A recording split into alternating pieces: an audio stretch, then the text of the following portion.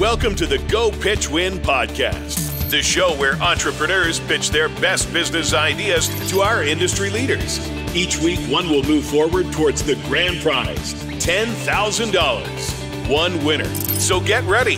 And now, here's your host, Greg Mercer. Hey guys, welcome to today's episode of Go Pitch Win. I'm your host, Greg Mercer, and I'm joined by guest judge Laura Roeder. Hello. Laura is the founder of Meet Edgar, a social media automation tool designed to prevent status updates from going to waste. Laura has given talks at conferences like BlogHer and South by Southwest and has spoken about the value of independent entrepreneurship at the White House. She's also appeared in Forbes, Fast Company, Mashable, CNET, and other major publications. Laura, thank you very much for joining us. Yeah, thank you, Greg. Previously on Go Pitch Win. Yeah, so my name's Eric Rutzberger, and I'm the founder of Kuro Home. And what we provide is concierge task management services for the vacation homeowners and short-term renters in the area. We found someone that could produce a wine glass out of Triton that was actually a wine glass. So this has a really classic sort of Cabernet shape. Which business will move forward? Find out today. Laura and I just listened to two different pitches. One was from Corey and Eric at Kuro Homes, and the other one was from Stephanie and Michael from Poolside Creations. Laura, to get started, why don't you give us a quick recap on Kuro Homes? Yeah, so Kuro is a pretty new business. They only have a handful of clients, and they provide concierge services for vacation rentals and actually vacation homeowners in the Lake Tahoe area. So they do stuff like when you're away for the winter, check on your home, make sure the pipes haven't burst. When you're there, pick you up from the airport, get your groceries. They sort of compared it to a hotel concierge and being able to have that experience in your own vacation home. Yeah, and Corey and Eric did a nice job pitching Kuro Homes to us. If you didn't listen to that, look back at yesterday's episode and you can listen to their entire pitch. But in this particular one, Laura and I are choosing one winner. Before we do, Laura, tell us a little bit more about Stephanie and Michael's business, Poolside Creations. Yeah, so Poolside Creations sells these. If you're watching on video, you can see the stemless wine glasses that are plastic, shatterproof, breakproof. So poolside, as in you might use them by the pool. They've really gone for quality and their differentiation. So Michael is a sommelier, so he figured out the perfect thickness and the perfect weight and angle of the wine glass. And their business is a little more established. They've been around for about a year. They've done about 6 figures of revenue. They have amazing reviews on Amazon. And to cap it all off, they put on quite the show for us. They did. Wearing pool shirts and sitting in their lounge chairs. And then they said they were in Oregon. I thought they were in Florida or something because they pretended it was really hot there. Yeah, that was great. So they brought a lot of energy and were very fun to watch. They didn't even have a pitch deck. Instead, they just had kind of sheets of paper, which was kind of unpractical actually, but kind of fun to watch. We couldn't read them. No. But they told us, and they hated on slide decks from their corporate background, which I kind of have to agree with. So that was a nice little addition. So Laura, by the end of this episode, we have to choose one of these two companies as the winner to move on to the final round for the $10,000 prize. So let's rewind to Kuro Homes a little bit. Let's talk about what we liked about this business, what we didn't like, and just kind of dive into the details a little bit more. I mean, I think my favorite thing about Kuro is just that it's like a solid real world business where like, here's the service we provide, here's what we charge for it. Even though I run a software startup, I am so not a fan of these like, we're gonna just attract a community and then we may or may not monetize that community. This was just like, here's what we're going to do for you. It's a very real business, right? Yeah. It's been proven. Like a lot of people have done this before. This is, yeah. And like you're providing a very tangible service, I guess, or it's a service that people easily put like associate value with. Yeah. Yeah. And they, they're not trying to reinvent the wheel. They're being innovative in opening the door for something that's sort of a must-have when you have a vacation home. But yeah, they're providing services that a lot of people are hodgepodging together in anyway through various, personal assistants or hiring someone on Craigslist or whatever. So the business just makes a lot of sense. I think they're going to be able to find clients. I think they're going to be able to do well with it. Yeah, I do too. One of the critiques that I had for them was throughout the pitch, and really, to be honest, kind of all the way up till the end, I still wasn't like quite exactly sure what the main value prop for this company is, like the main thing that they do, and like exactly who they're targeting. I think we see this a lot, like in like young entrepreneurs that are like very gung-ho about, like, hey, let's just do whatever for whoever. Right. And maybe that's actually like not that bad of a thing in the early days to kind of decide like what sticks the most. But yeah, like when they were first pitching it to me, I was like, so wait a second, is this like a rental property management company or a concierge service or a little bit of both? Or I wasn't quite sure about that. And they talked about using the $10,000 for marketing spend. And I think one of the things that I would like to see out of them would be to like really like refine how they describe the services that they can provide for people, before they're going out there and spending the marketing dollars on that. Yeah, they talked so much about how it was request based, as though that was a feature. And so I was like, that sounds harder. You should just do packages for people. And then they're like, oh, we do packages for people. So I'm like, oh, like, cool, good idea. But yeah, they didn't lead with that. They also, we didn't even dig into this. They talked about building an app, and me and Greg were both like, no. Like, we're both jotting down the notes about that. Yeah, really expensive and unnecessary. And I also would just like to see, I think this is an assumption, but they're doing things like going, sponsoring realtor conventions. And I'm like, have you just literally like gone door to door and talked to homeowners? Like, it seems like they're kind of going around people who know their target client, but I'm like, literally just knock on the door of the vacation homes, or leave a flyer. Like, you're offering something I think people will be interested in. They're and the guys are very likable and they're young, so you sort of want to help them out. So I think a lot of people that are there on vacation would totally give them 10 minutes to give a little pitch and see if they're interested. So I want to see them kind of pounding the pavement more than doing these like sponsorships or making cute videos and stuff like that. Right. That is a good point. They showed us a few of the videos and I was like, these actually are like pretty like cool, cute videos, but I don't quite think they're going to move the needle right now, because it's like, where do you get the audience to actually watch these little videos? Like, I give you an A for like the production quality, probably even on like a low budget, but you're right.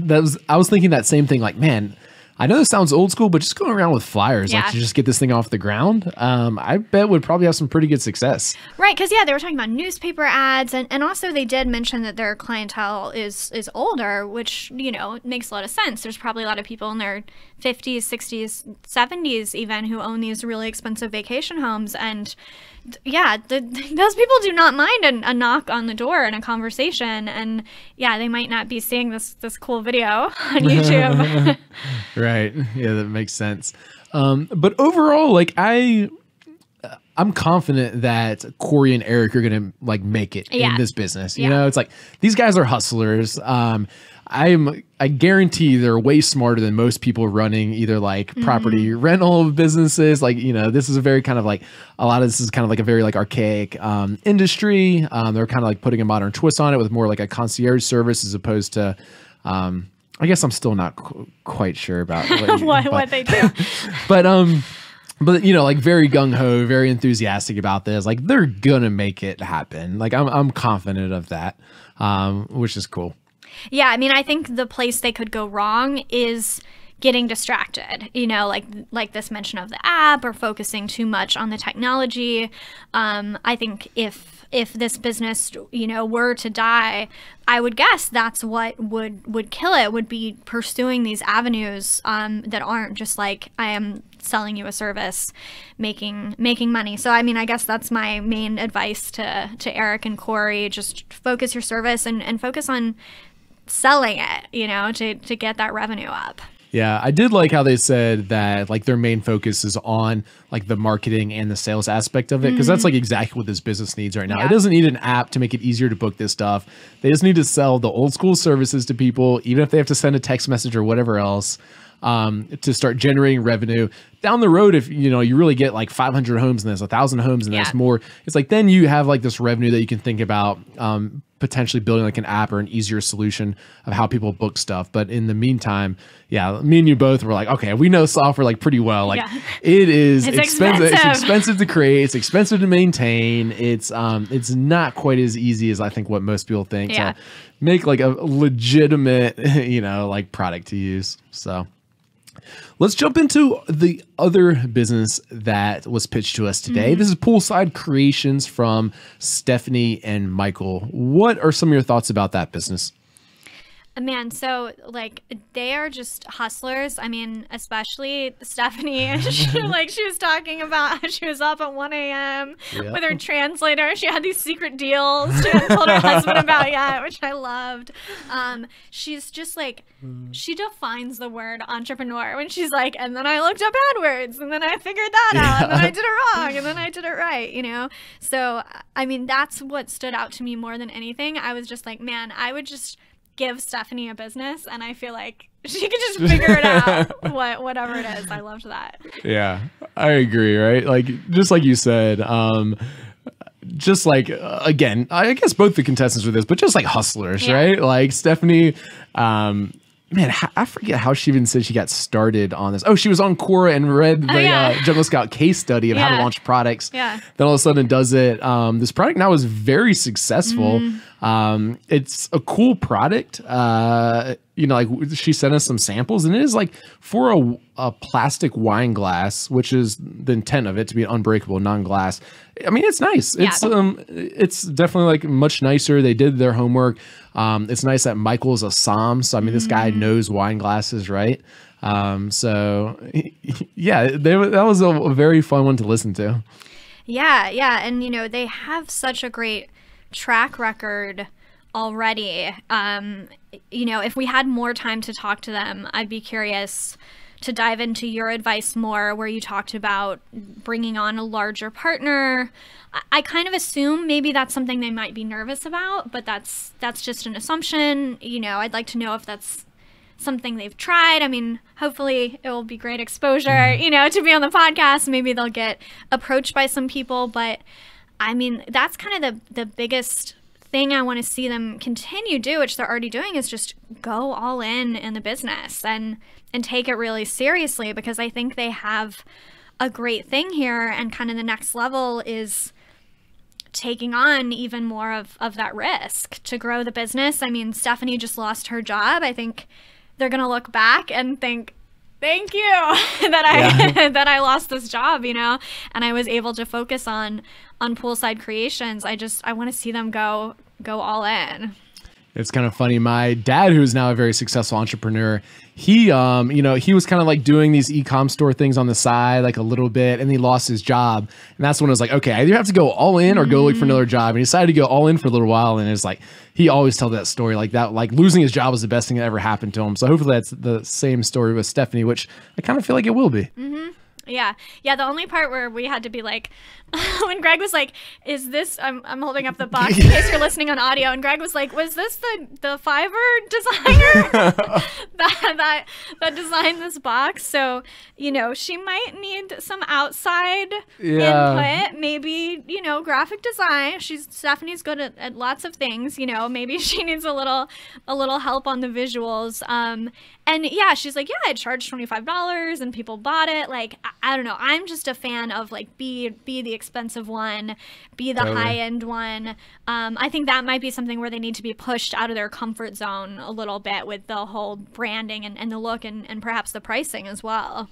Yeah, I think like overall the packaging, I was looking at it, has like pretty nice content on it, right? Like it calls out like the differentiating factors. The advice I gave to them was one, when we were talking to him, we both felt kind of bad, so we kind of beat around it a little. But the packaging to me looks a little bit, or just the overall branding looks a little bit kind of like maybe like childish or kind of like fun. When in the inside of it, it's like this nice high-end wine glass. Yeah. Yeah. Like the packaging or branding in itself, I wouldn't say is that bad, but it just doesn't fit what's inside the box. So I would go for more, I told them I would go for more of a like a high-end look on the packaging. I think I would also, personally, I think I would probably ditch trying to market this like just for like Poolside, because she had talked about like also having another brand that was like the slope side or whatever like the winter one was. And it's like, well, you could probably maybe if you did the branding more so just like the like unbreakable wine glass, like, and then so like, hey, great by the pool, great whatever, the ski slopes or whatever else. I think that's would be a potential win for them. And wholesale, I was really excited about the wholesale stuff, especially when it's like, oh yeah, Michael has all these connections to all these huge companies buying millions of food products. Because the product is so great, this is something that you could present to a resort, for them to use outdoors. Like it has the look and feel of being that quality. So I mean, that just seems like an opportunity to take their sales really huge, just get those bigger contracts. And I mean, these they don't last forever, right? They do get sort of scratched up and stuff. Yeah. So if you can get a contract with a business or a hotel or whatever, I mean, I think you could just keep replacing these things every few years. Yeah, for most people, I think that would be like is a very difficult path to go down, trying to go down like the wholesale path. But it seems like Michael is a unique case because like he already has these connections. Yeah. I guess he already landed like a wholesale deal yesterday. He's in the food and beverage industry already. It sounds like he's like a pretty big deal in there. The guy's a som. He's probably worked a bunch of restaurants and everything else. So for their particular scenario, that I was getting excited about that too. I was like, man, maybe you guys need to be exploring more of these wholesale opportunities, which could be a great channel. Yeah, yeah. Excellent. So, Laura, we had two strong contestants today. Yeah, we did. Sometimes there's kind of a clear winner, and I wouldn't say today's the case. Corey and Eric with Kuro Homes, they're doing a fantastic job. They did a really nice job like their pitch. They showed up in their Kuro Homes polo shirts, a little bit of swag. It was pretty cool. Stephanie and Michael really put on like a great show as well. They had their Poolside shirts on, like they were in their garage with a sweet setup. Both of them are solid businesses that I'm confident actually will succeed whether or not they receive this $10,000 cash prize. But only one can go on to the final round. Ooh. And Laura, you are going to be the one to choose. Who do you pick to go on to the final round to be eligible for the $10,000 prize? It's a lot of pressure. Okay. So, what Eric and Corey have going for them is, I mean, on the one hand, being so early is great because they're running super lean. They said they've invested $7,000 of their own money, so $10,000 to them is a lot of money, right? Yeah, totally. A lot more than they've had to work with before. So in that sense, I think they're going to be able to do a lot with the money. I think the downside with them is I wish they had kind of, as we mentioned, a bit more of a focused plan. The plan for what to do with the money is like, we're going to do the 6 different marketing and advertising channels, which, like we said, I think that's the right mindset to be in. We need to spread the word about this. But yeah, I wish they were more focused with like, here's our core service offering. We're going to go out and sell that. So talking about Poolside Creations, they're kind of the opposite, where like the $10,000 for them, I mean, I'm sure they'd be thrilled to have it, but it's almost like you guys need 50, you guys need 100 because they have serious cash constraints in their business. But on the other hand, they know exactly what to do with it. She's like, I think she held it up on a piece of paper that we couldn't read. I don't know. But she's like, here is the launch plan, Right. Like, we have these products that we're coming out with, and they had the top secret product that they couldn't tell us about. So for all those reasons, I am going to choose Poolside Creations because I love the focus with like it. I just have 100% confidence they're going to be able to put that money to great use. Of course, she also buttered us up with how much she loves the Jungle Scout community, and you could just tell how genuine that is, that she would really feel like she wants to give back and help others. So that was pretty cool too. Yeah, I agree with you here. Like you said, it was a tough pick between the two, but I would choose Poolside Creations as well. So we're on the same page there, and you're right. I don't think it affected my opinion at all, but it wasn't a little nice like cherry on top for her to be like, hey, look, if we win this thing, like we're going to give the $10,000 back in a few years to sponsor one of the next Go Pitch Win contestants, and they're donating part of it to charity or whatever else. And I was like, so I mean, they're hustling. They're pulling out all the stops here to like win this thing. It worked. It worked. So Stephanie and Michael, congratulations. You are moving on to the final round. Wait, we should do a cheers for that. Oh, cheers. Cheersing with their wine glasses, unbreakable wine glasses. So Stephanie and Michael, congratulations. You guys now are eligible for the $10,000 prize. However, there are a lot of other strong business ideas in the final round.